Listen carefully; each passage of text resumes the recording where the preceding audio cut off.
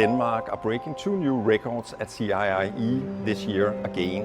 Because this year we have 32 companies from Denmark exhibiting at 500 square meter at CIIE, and that is not only the largest food presence in China ever, but it's also the largest pavilion we have ever constructed in China.